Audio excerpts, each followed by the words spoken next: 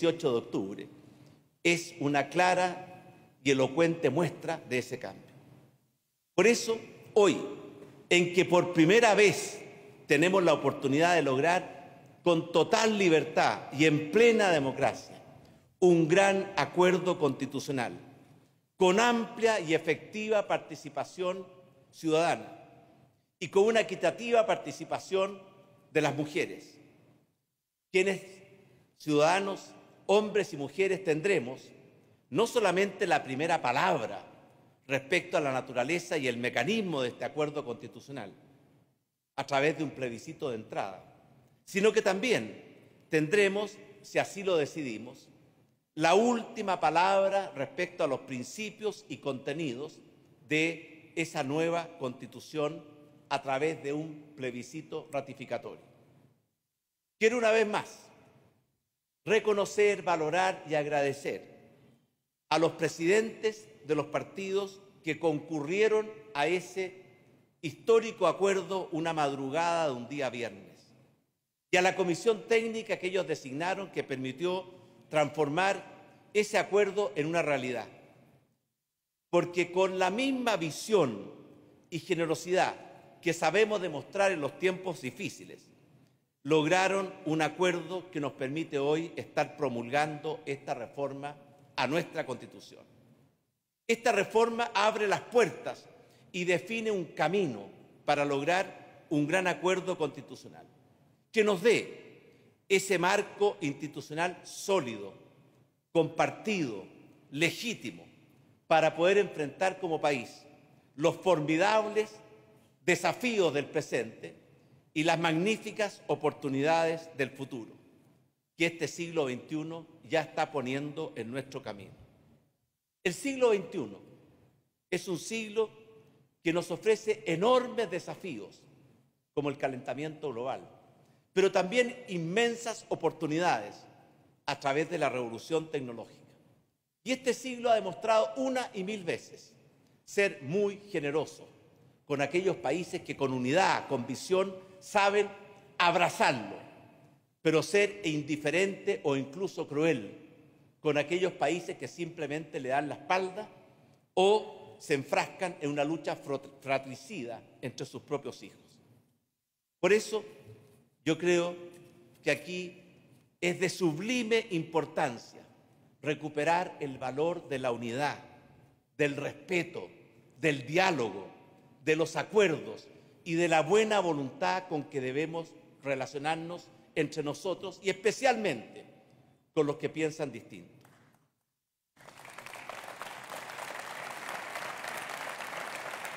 De aquí la enorme importancia de condenar en forma clara, categórica y permanente y sin ninguna ambigüedad todo tipo de violencia, todo tipo de amenazas, porque eso solo envenena el alma de nuestro país.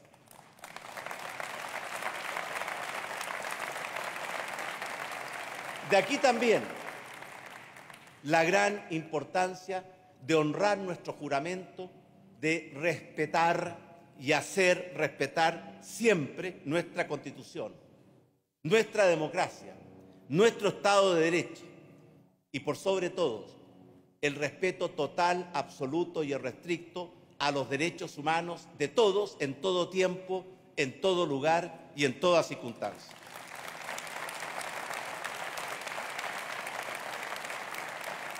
Esta reforma constitucional que promulgaremos hoy día establece un plebiscito que debe celebrarse el domingo 26 de abril del año 2020. Y ese plebiscito plantea dos opciones igualmente legítimas que deberán ser resueltas democráticamente por las chilenas y chilenos. La primera conduce a una asamblea constituyente para acordar una nueva constitución.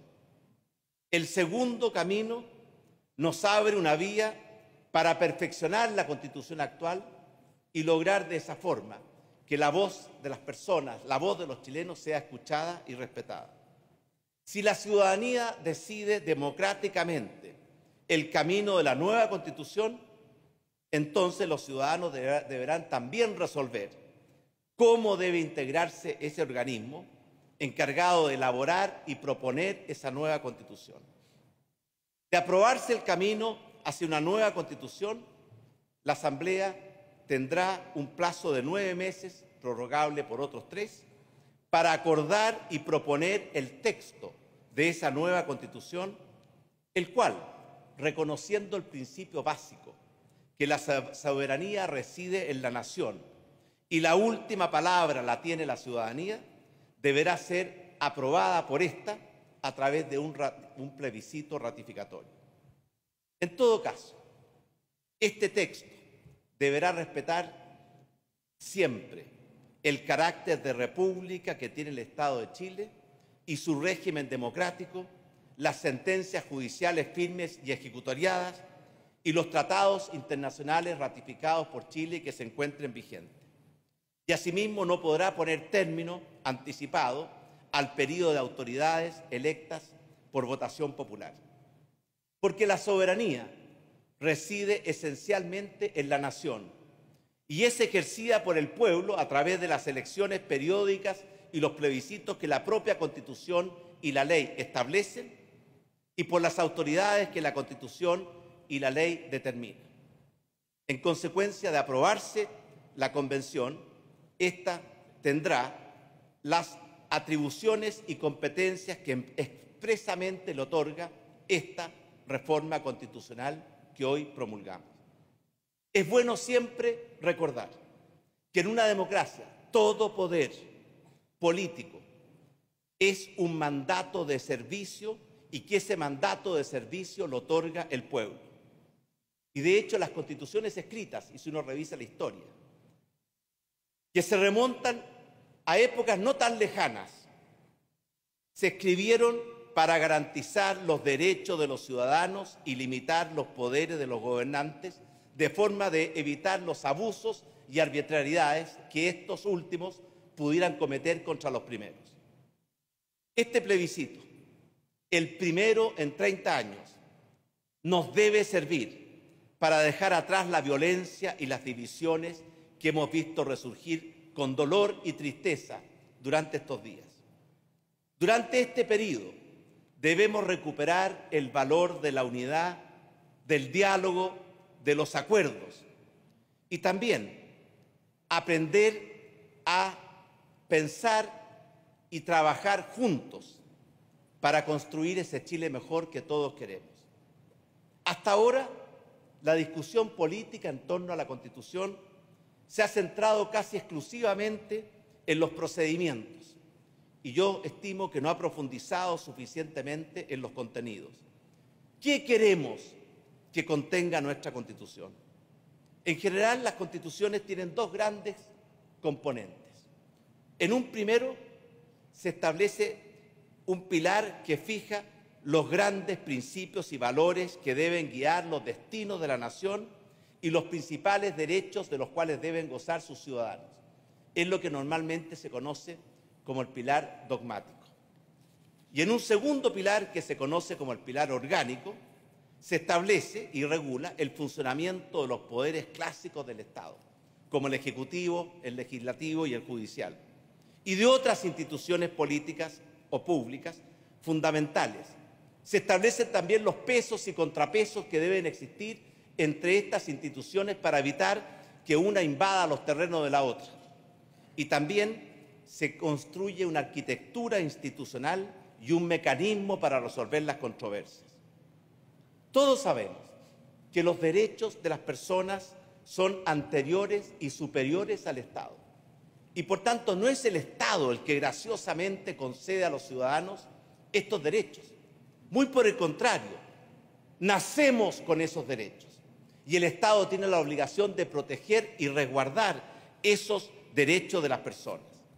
Y en consecuencia, este primer pilar debe recoger y proteger los principales valores y principios que viven en el alma de los chilenos, que forman parte de nuestra identidad, incluyendo ciertos derechos básicos de las personas, que en nuestra opinión debieran incluir los siguientes: proteger el valor de la vida, la libertad, la dignidad, la diversidad y el respeto de los derechos humanos de todas las personas, porque sabemos que todas las personas nacen libres e iguales en dignidad y en derecho. Segundo, el principio de la familia como el núcleo fundamental de la sociedad. Tercero, el reconocimiento de un conjunto de derechos civiles, políticos, económicos, sociales y culturales, de forma de asegurar a todas las personas el ejercicio de sus libertades y la satisfacción de sus necesidades básicas. Cuarto, el principio de igualdad de derechos y oportunidades entre hombres y mujeres. Quinto, el principio o derecho a poder contribuir libremente al bien común de todas las personas y el de la autonomía de las organizaciones intermedias que las personas libremente crean. El principio del Estado al servicio del bien común y de las personas y no al revés. El principio del deber y derecho preferente de los padres para poder educar a sus hijos. El principio de la responsabilidad del Estado en la lucha contra la pobreza y la búsqueda de una sociedad más solidaria, con mayor justicia social y con mayor igualdad de oportunidades. El derecho de propiedad, el derecho de la libertad de expresión y de reunión, y el derecho de todos a ser tratados con igualdad ante la ley, a tener acceso a un debido proceso y a ser protegidos frente a cualquier acto de discriminación o abuso. Esos son algunos de los derechos que, en nuestra opinión, debiera incorporar una Constitución recogiendo lo que es nuestra historia, nuestra tradición y nuestra identidad.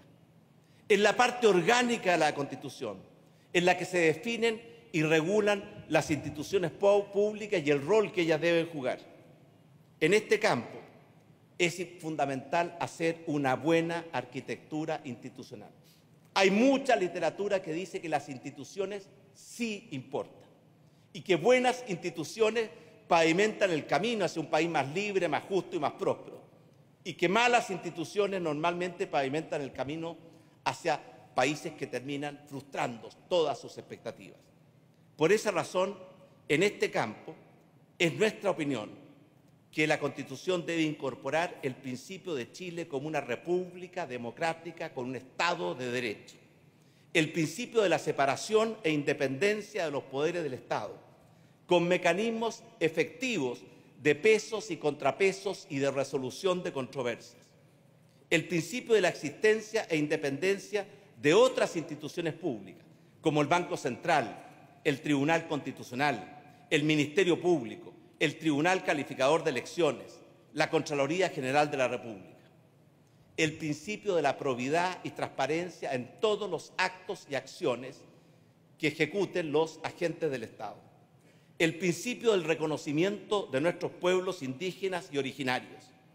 El principio del deber del Estado de garantizar el orden público.